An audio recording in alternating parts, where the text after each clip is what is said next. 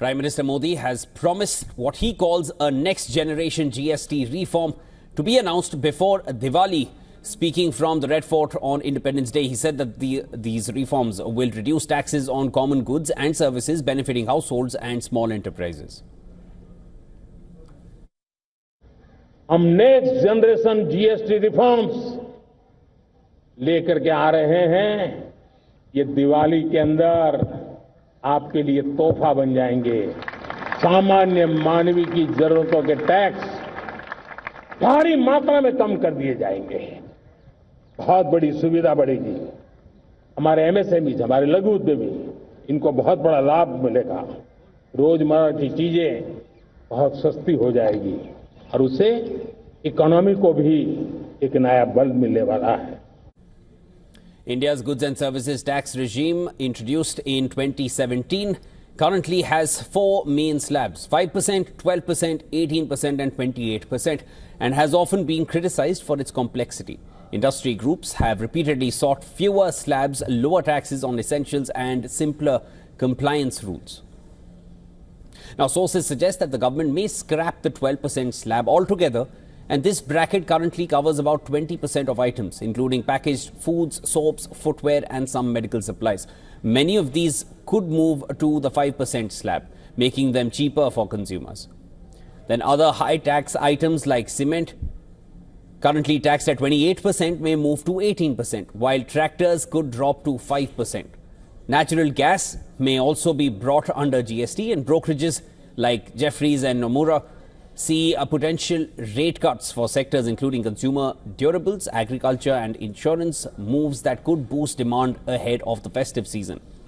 The Citi estimates that shifting most 12% slab items downwards could cause a revenue loss of up to 0.15% of GDP, but also provide a policy stimulus worth 0.7% of GDP in the year 2026. So experts say that rationalization must balance affordability, inflation control and revenue neutrality. This only points to opportunities to make essentials cheaper, reduce rates on non-luxury durables and keep high rates only for ultra-luxury or harmful goods. If implemented as signalled, the reform could be India's biggest tax reset since GST's launch, easing compliance and boosting consumption amid external threats.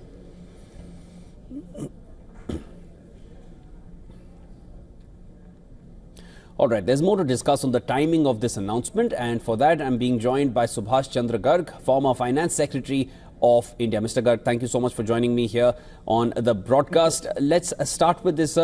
Which of the major sectors and products can see rate cuts come Diwali?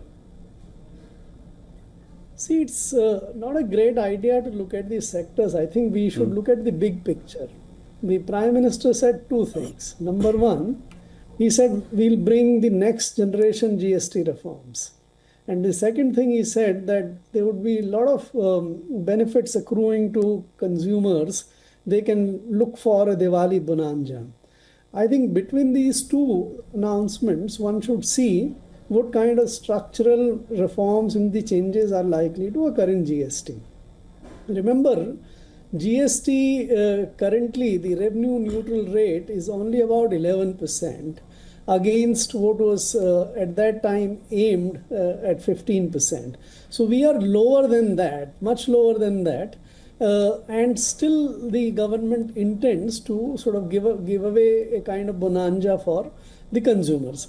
On the reform side, there is a well understood kind of agenda already there. Bring in the petroleum, electricity, alcohol within the GST space, reduce the 4 rates to 2 or 3. That kind of agenda is already there.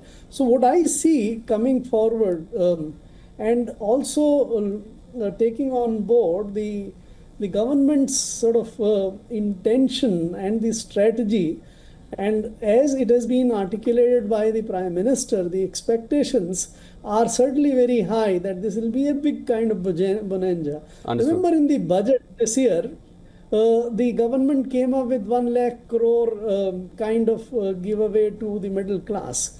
So I expect that this the size of this relief or the reduction would be somewhere close to to 2.5 lakh crore. Understood. That would be the kind of the size. Where does it come?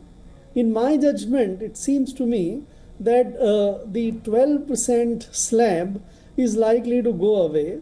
18% slab would be reduced to 15%, and most of the goods of at 12% would be shifted to 5%.